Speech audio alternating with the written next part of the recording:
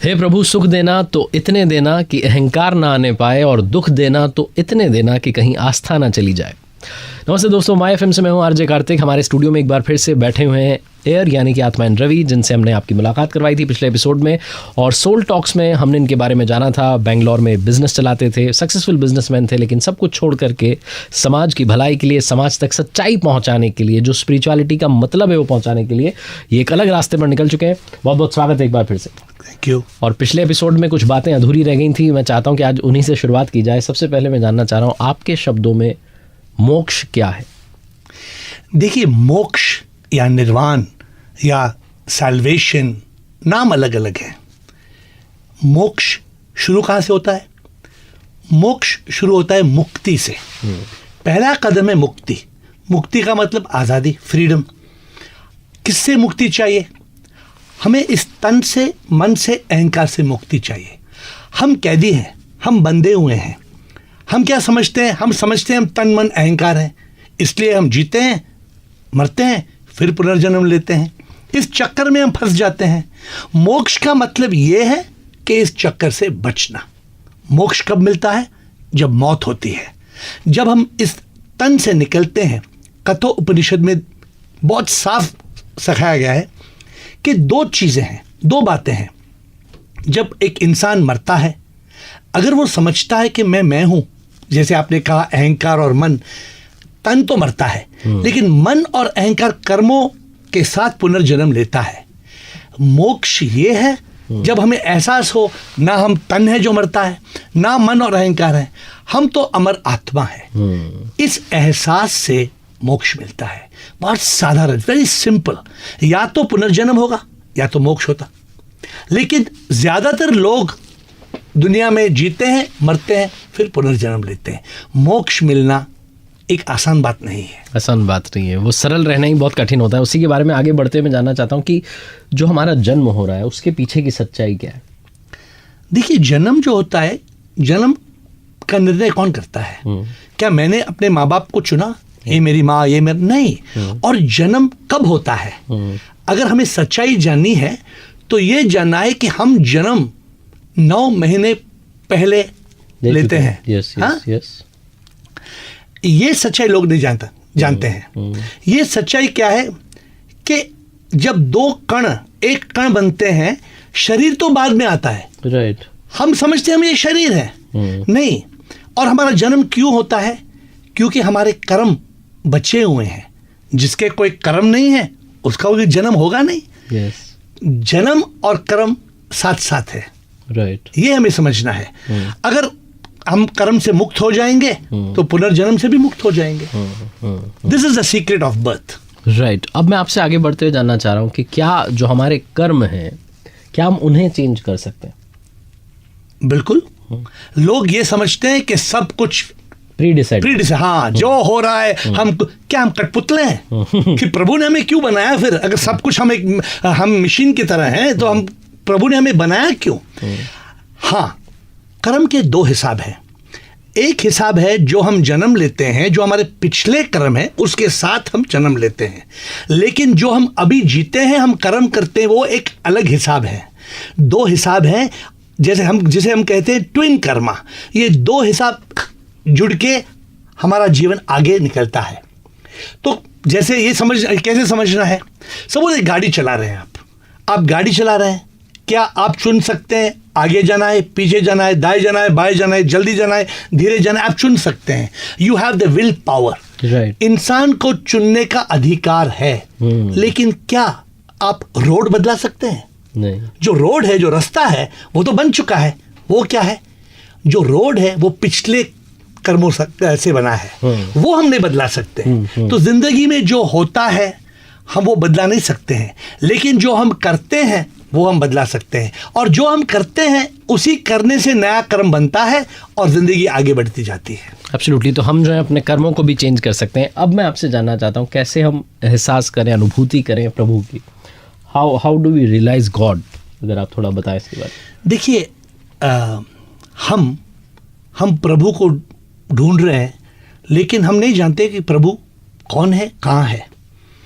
एक हिरन है, वो कस्तूरी के लिए ढूंढती है, तो एक छोटा सा कविता है, हिरन जैसे ढूंढता है कस्तूरी बेचैन से, ना जाने वो उनके नाभि में है रे, वैसे प्रभु मैं तुझे ढूंढता हूँ, अंदर तू है बाहर ढूंढता हूँ। क्या बात।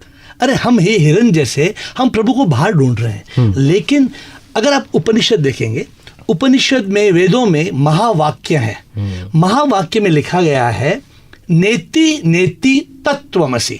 नेति नेति का मतलब मैं ना ये तन हूं ना ये मन हूं, तत्वमसि मैं वो हूं। क्या वो? अयम आत्मा ब्रह्मा, ये जो आत्मा है ये परमात्मा है।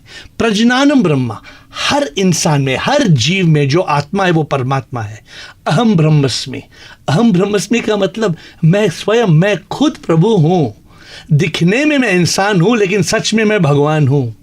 ये एहसास होना कि प्रभु कौन है, प्रभु कहीं दूर आसमान में नहीं है। हमें ये सब झूठी बातें, हमें ये झूठी बातों में यकीन है, हम जीते हैं और मरते हैं और समझते हैं प्रभु मंदिर में है, लेकिन प्रभु मंदिर में नहीं है, प्रभु अंदर में है।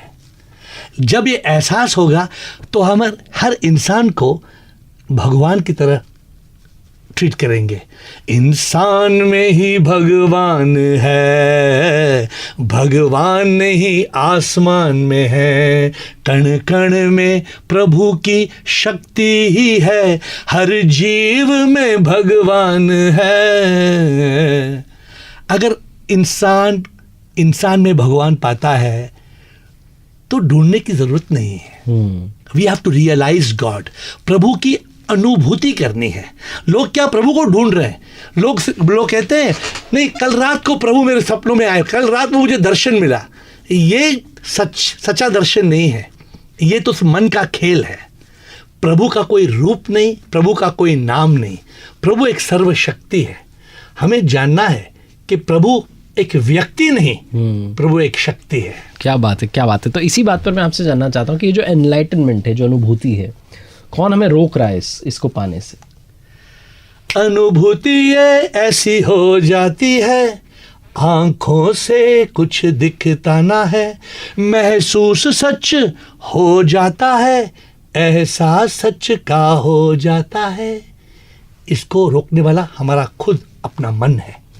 मन और अहंकार कहता है मैं हूं। अरे तू है ही नहीं, मन है ही नहीं, मन सिर्फ ख्यालों का एक गुच्छा है।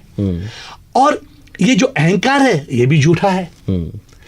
तो हमें जो सच्चाई से, अनुभूति से, एनलाइटनमेंट से रोकता है वो हमारा खुद मन और अहंकार, इंग्लिश में मी बोलते हैं, माइंड एंड ईगो, मी, यही रोकता है। राइट। अब आखिरी में जाते जाते अपनी सारी बातें हमें समझाएं, लेकिन ये भी अब आपसे मैं समझना चाहता हूँ कि वो सोर्स क्या है उस अल्टीमेट हैप्पीनेस को पाने का। मुझे मालूम हुआ कि संपत्ति से नहीं, तृप्ति से खुशी मिलती है। तो मैंने संपत्ति छोड़ा, मैंने अपना बिजनेस 40 साल पे बंद किया और मैं दूसरी चोटी पे गया। दूसरी चोटी पे तृप्ति पे सुख तो मिला, लेकिन हर इंसान दुखी होता है। जैसे बुद्ध ने कहा ये संसार में दुख है। तो मैं अपने गुरु से पूछा, दादाजी हमें सुख कैसे मिलेगा? दादाजी ने कहा तुम तलाश में जाओ। और मैं पहली चोटी संपत्ति से छोड़ के, दूसरी चोटी तृप्ति को छोड़ के, मैं सबसे ऊंची चोटी पे पहुंचा, और वो चोटी है मुक्ति। वो मुक्ति तब मिलती है जब अनुभूति होती है। इसलिए मैंने सब कुछ छोड़ दिया और मैं एयर बन के दुनिया को ये दिखाना चाहता हूं कि सच्चाई क्या है। देखिए, अगर आपको उस मंजिल तक पहुंचना है तो सिंपल, बहुत सरल बात है, पहले तलाश में जाइए। रमण महर्षि ने कहा तमिल में नान यार, यही बात विवेकानंद ने कहा, रामकृष्ण परमहंस ने कहा, और आदि शंकरा 8वीं शताब्दी में आदि शंकरा ने क्या कहा? चिदानंद रूप शिवोहम शिवोहम। तो अगर हमें सच्चाई जाननी है तो हमें तलाश में जाना है। तलाश में जाके ये जानना है कि मैं कौन हूं। मैं ये तन नहीं हूं, मैं ये तन में जो फंसा हूं, मैं खुशियों के पीछे भागता हूं, मैं संपत्ति के पीछे भागता हूं, मुझे कोई तृप्ति नहीं मिलती है, तो मुक्ति कैसे मिलेगी? तो ये मुक्ति मिलने का रास्ता कहते हैं योग में रहना है। योग में रहने के लिए 4 योग हैं, ध्यान योग, भक्ति योग, कर्म योग, ज्ञान योग। मैंने और एक योग मुझे प्रभु की कृपा से और एक योग मेरे हाथों में आ गया, प्रेम योग। प्रेम योग का मतलब हर इंसान को प्रेम करो जैसे वो इंसान भगवान है। हर जीव को प्यार करो जैसे उसमें भगवान है। जब हम योग में रहेंगे, योग का मतलब प्रभु के मिलन में रहना। या तो हम योग में रहेंगे या तो हम भोग में डूबेंगे। अगर भोग में डूबेंगे, योग में नहीं रहेंगे। जो इंसान योग में रहता है, प्रभु के साथ जीता है, वो मुक्ति पाता है। वो एहसास करता है कि मैं ना तन मन अहंकार हूं, मैं तो आत्मा हूं। क्या बात है, क्या बात है। तो आपने सारी बातों का सार हमें समझा दिया कि हमें योग में रहना है, भोग में नहीं रहना है, उस रास्ते की तरफ चलना है। और एक बार चल देंगे तो मुझे लगता है मंजिल तक भी पहुंच जाएंगे। पहले हमें पथिक बनना होगा, पहले हमें वो राहगीर बनना होगा, पैसेंजर बनना होगा, अगर हमें उस ट्रेन में चढ़ना है। So thank you so much. आज के इस सोल टॉक्स के एपिसोड में बहुत सारे एनलाइटनमेंट हम तक लाने के लिए, बहुत सारी ऐसी बातें लाने के लिए जो हमारे अपनों के सबके काम की है। एक बार फिर से जाते आते आप लोगों से बस वही बात जो अक्सर कहता हूँ, सक्सेस के सिर्फ 3 तत्व जो मुझे समझ में आए, ऊपर वाले का आशीर्वाद, अपनी मेहनत और अपनों का प्यार, कर दिखाओ वो जैसा कि दुनिया करना चाहे आपके जैसा। सुनते रहिए माय एफएम। चलो आज कुछ अच्छा सुनते हैं। Once again thank you so much, बहुत बहुत धन्यवाद।